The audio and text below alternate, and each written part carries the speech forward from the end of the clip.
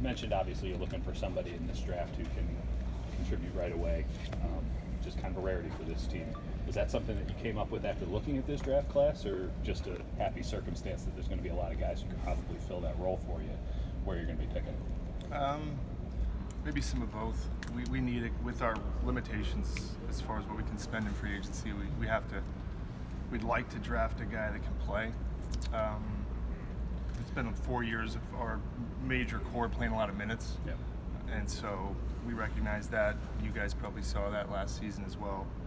So the idea of having some youth that can step on the floor and give us some good minutes, it's appealing. That doesn't mean we have to take a guy like that. Kavan was a guy we drafted a few years ago that took a couple years but got there. Damian Jones is hopefully coming along. Jordan got some minutes, which is somewhat rare for a rookie on a championship team. So it's hard to say. Sometimes in our range, you do see more upperclassmen. A lot of the the freshmen and sophomores seem to go earlier. But on draft night, two days away, we'll take the best player that's available. Are you zeroing in on like a wing, a position of need, or are you open to a big or a point guard?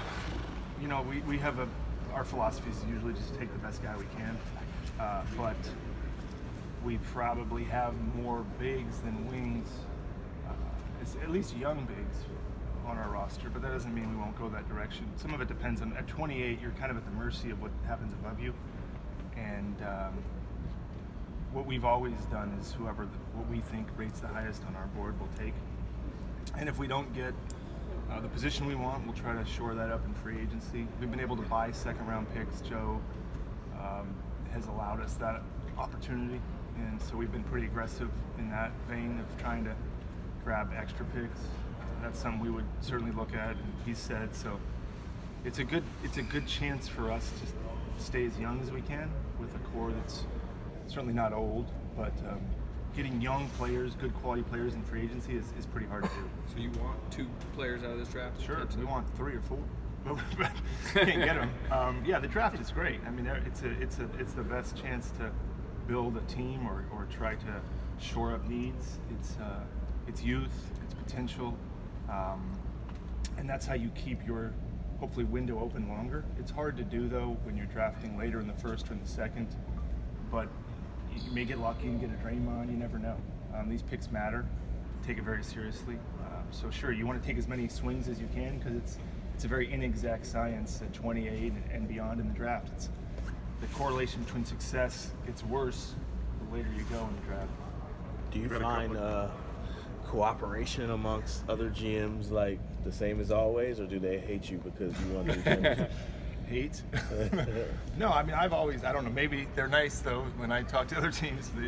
I've always had a good rapport with the other teams, and so it doesn't seem to be any different. The draft I was saying to somebody today, the draft for me and our group, it's enjoyable. We don't get to have guys like Larry Harris. A lot of people are scouts. Reggie and Lamont are not here locally. Coaches are with each other all the time. We are much more satellite. Somebody's in a different region. So for me, it's fun to see our group together making these decisions. They've done a great job in the last few years. And so I actually just like the camaraderie, and then certainly it's that time of year where you do talk to other teams, where that's really just the trade deadline, and now you don't talk to teams much in free agency. So yeah, you get to kind of catch up with some of the other teams, and they've all been nice. How would you evaluate the depth of this draft? How deep do you think it is? I think it's pretty deep.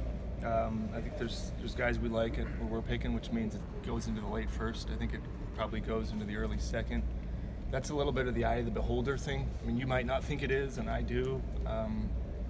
I don't know what the league perception of it is. It certainly seems like there's a lot of wing depth, and which is a position that seems to be coveted by the league right now. But that means there's a lot of good big guys at the top, and so it's as long as we feel that way and we feel like we can like somebody at 28, that's the most important thing to us. Bob, when you're looking at the recent success you guys had, late first-round picks and being able to buy in the second round, what were some of the things that you guys wanted on your checklist that determined who you guys got? Well, for us, we need role guys, complementary pieces, guys that are going to work hard, guys that are going to fit in, have one specific skill that fits what we're looking for. But for us, we've been fortunate. I'm fortunate that we can put whoever we draft with the players we can put them with, to watch Steph working out on that basket right there every day after practice, or Clay down on that one, or Kevin wherever he is. It's a luxury for us to bring a young player into this environment with Steve and his staff and kind of show them what winning looks like. We in the front office are fortunate to have that, and so, you know, if you put somebody in a good home, chances are they're going to be reared and raised well. So we get that opportunity here. So we're looking for people that love basketball, that want to work hard. Nobody that you draft, I think, if they're not willing to get better or actually do get better, you kind of failed on the pick. So we want guys that are going to work hard. And we think we do a pretty good job of that. We're not perfect by any stretch. Everybody could go back and redraft. It's a hard thing to do. People work very hard to get it right, but you don't get it right all the time. So yeah, I mean, we've had some success, and there's ones that we haven't gotten right too. How do you balance? Look at guys like Jordan and maybe Patrick too, in the sense that they were drafted with guys whose defense may be a little ahead of their offense in some ways. And then I heard guys that have come in the last few days saying that you guys do more on defense. Is that just one way to try and gauge a guy's love of basketball, if he'll play defense? Or, I mean, why the emphasis on defense? Well, you know, I think in this league it seems to be, if you can't guard, and you guys followed the playoffs, they will pick on you, and they will exploit you. And so players that can defend their position can play basketball. I mean, if you surround a player that's defensive minded with scoring, which we're fortunate to have some scoring, you can put them on the floor. And I think, I assume every team does value that too, but again, that could be unfair because we have a lot of scoring with our core guys. Doesn't mean you don't want bench scoring. I mean, I'm the first one to say we don't get a lot of bench scoring. We have a lot of scoring in our main guys. Love to have both, but if a player can score and defend his position, usually they're gone before we pick, or are in free agency and get paid what they should get paid. So if you can defend and you're surrounded by scoring, you can play. If you can't defend, you better be a pretty good scorer. The league values both, like I said, but it's more about, that's what makes the job and the pick and the puzzle fascinating. It's not one guy. It's not one-on-one basketball.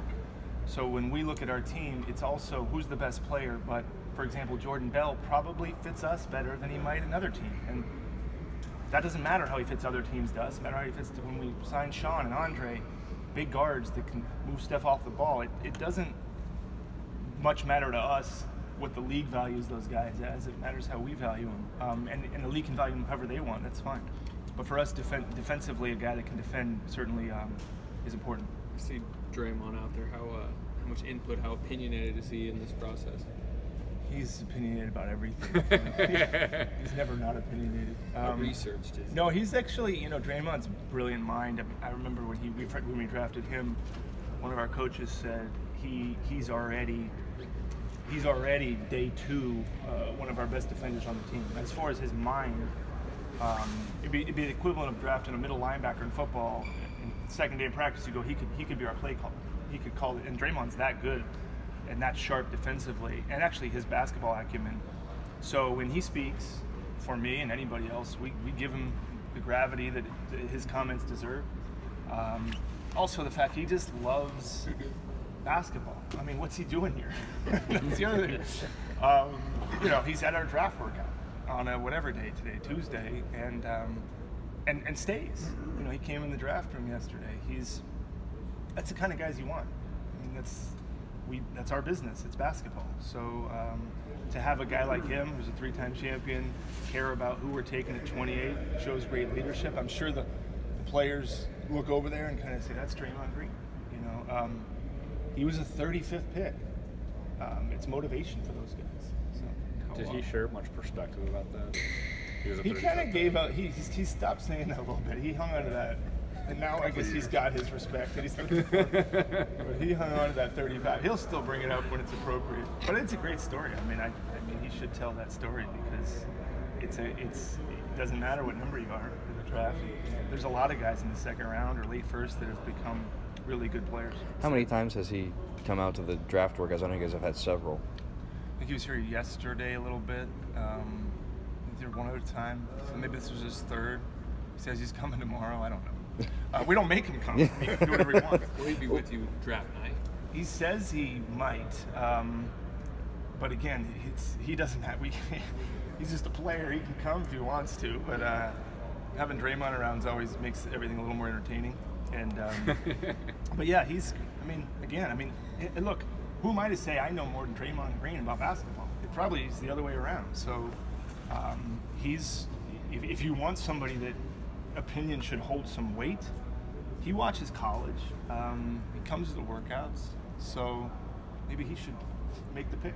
I was wondering if you like High on all the Michigan State guys? He weights the Michigan State guys a little bit more than others, but so what? That's his loyalty, and he's always asking about those guys. Is he allowed to be front office and a player?